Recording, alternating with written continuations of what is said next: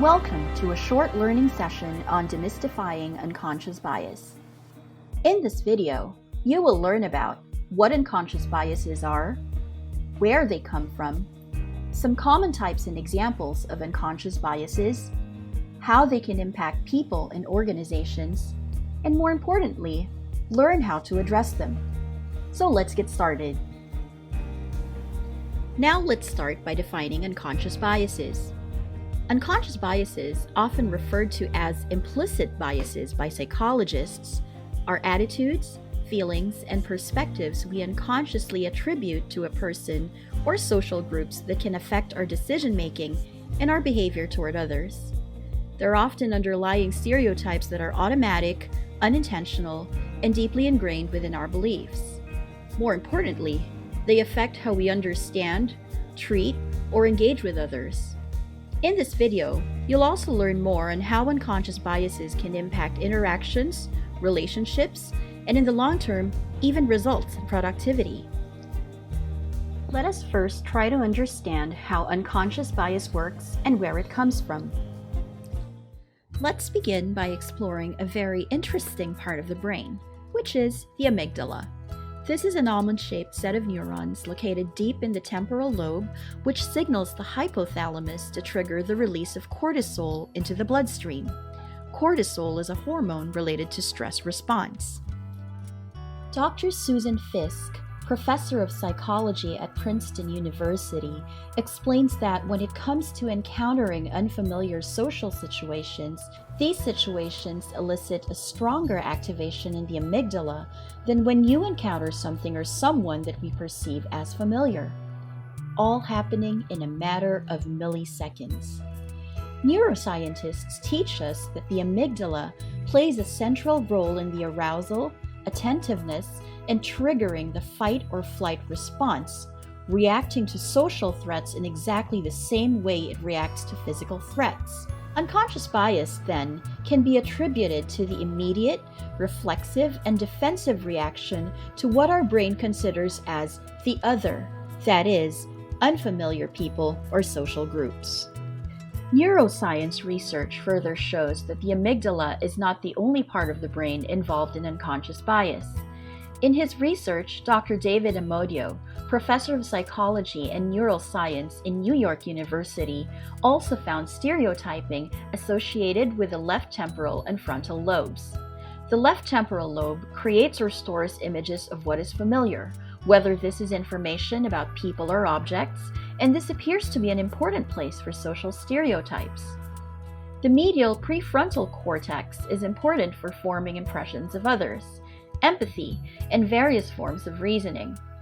Finally, the hippocampus, which links between memories such as dates and facts, also subconsciously steers people toward choosing one option over another.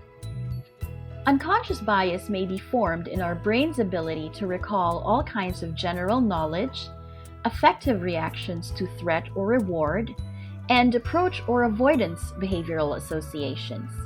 Importantly, these memory systems influence our thoughts and actions in different ways. Learning about how the brain plays a role in these processes tells us one thing: if you have a brain, then you're most certainly biased. Now that we understand what unconscious bias is and how our brain works, let's take a closer look at why it's important for us to be aware of our biases and how it can impact our situations and experiences.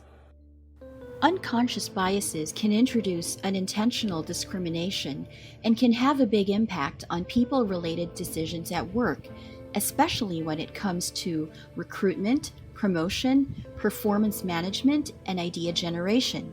It can be a huge setback in creating a truly diverse and inclusive workplace. Researchers found that employees who experience prejudice actively disengage and reduce contributions, demonstrate low morale, and low emotional engagement. Organizations could also end up with bigger problems, such as hiring the wrong person for a job, misunderstandings with customers, undervaluing employees, causing attrition, unfair promotions, damage to reputation, and possible discriminatory legal action. Therefore, being aware of and understanding our own unintended preferences and implicit biases enable us to take full control of our decisions, harness the potential of diversity, and create innovative teams. Let's explore this concept further by taking a look at different types of unconscious biases. The Neuroleadership Institute organized over 100 types of biases into 5 broad categories known as the SEEDS model. The SEEDS model is a framework that helps organizations address biases that negatively impact people and business decisions and reduce unconscious bias. The SEEDS model classifies 5 main types of biases: similarity, expedience, experience, distance, and safety, each of which responds to a different set of actions that will help mitigate the bias. Similarity bias involves more positively evaluating people who are similar to us or who share similar goals, and perceiving people who are different from us more negatively. It occurs because humans are highly motivated to see themselves and those who are similar in a favorable light. We see that people who are like us are better than others. Similarity bias happens commonly in our decisions about people, like who to hire, who to promote, who to assign to projects. An example of this is when managers tend to hire employees who remind them of themselves. Next is expedience bias. This is our inclination to draw conclusions about a situation or person based on personal desires, beliefs, and perspectives rather than on unbiased merit. If it feels familiar, if it feels easy and right, then it must be true. When we're in a hurry or under stress, we tend to rush to judgment without fully considering all the facts. We tend to make a decision based on the information that's most readily accessible to the brain. What comes to mind most quickly? Instead of taking varied perspectives into account. An example is when we're pressed with a deadline. We tend to review employees or candidates and rely solely on one data point or recommendation. The next category is experience bias, which can happen anytime we fail to see that things may not be the way they seem. It can also be seen in situations when we fail to appreciate other people's perspectives. In experience bias, we feel that our perceptions are accurate, therefore it's the truth. We perceive others or judge a person's behavior based on prior observations and interactions. In an organization, these assumptions can lead to unnecessary conflicts, especially if leaders assume that many others agree with their preferences and make decisions accordingly, therefore also losing clear perspective. Distance bias involves focusing on short-term or here and now thinking rather than long-term investment. This reflects our instinct to prioritize that which is nearby, whether in physical space, time, or other domains. Closer is better than distant. Near is stronger than far. We tend to place less value on rewards that move further into the future.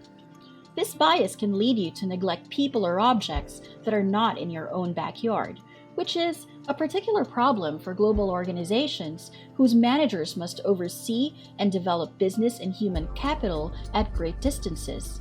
We tend to prioritize inputs from colleagues that are nearby while ignoring inputs from remote colleagues. The last category is safety bias. This can occur anytime we make decisions about the probability of risk or return or the allocation of resources, including money, time, and people. Safety bias is all about loss aversion. We're likely to be attracted to an opportunity or transaction if we perceive it as a way to avoid a loss rather than as a potential opportunity to gain. Safety biases slow down decision-making and hold back healthy forms of risk-taking. These biases affect financial decisions, investment decisions, resource allocation, strategy development, or planning for strategy execution. In the context of overcoming unconscious bias in the workplace, the first step is to identify the types of bias likely to be predominant in the organization. Next is to learn some strategies on how we can mitigate the biases and make more effective business decisions. To address similarity bias, we need to find ways to acknowledge the similarities that exist between you and others, and remove identifying and potentially biasing information from materials that go into the decision-making process. In hiring and promotions, for example, Focus on work experience and roles handled, not on schools or background. This forces you to stop yourself from any preferential treatment for those with similar experiences you have. Focus on the candidate's qualities that would contribute to the organization as a culture add rather than culture fit. One way to overcome expedience bias is to actively listen and seek dissenting opinions, as well as authentically inquire where the other person is coming from.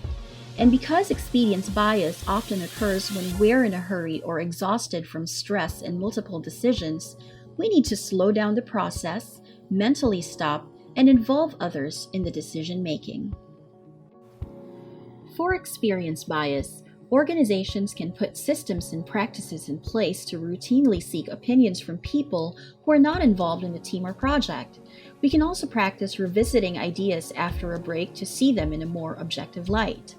Organizations should also encourage a culture of seeking and receiving feedback. Encourage employees to actively seek and receive feedback from others. Set time to reflect and assess ourselves and match who we think we are to how others perceive us. In order to address distance bias, we need to recognize an outcome or object's full value by evaluating the resources as if they were equally close to you in distance, time, or ownership.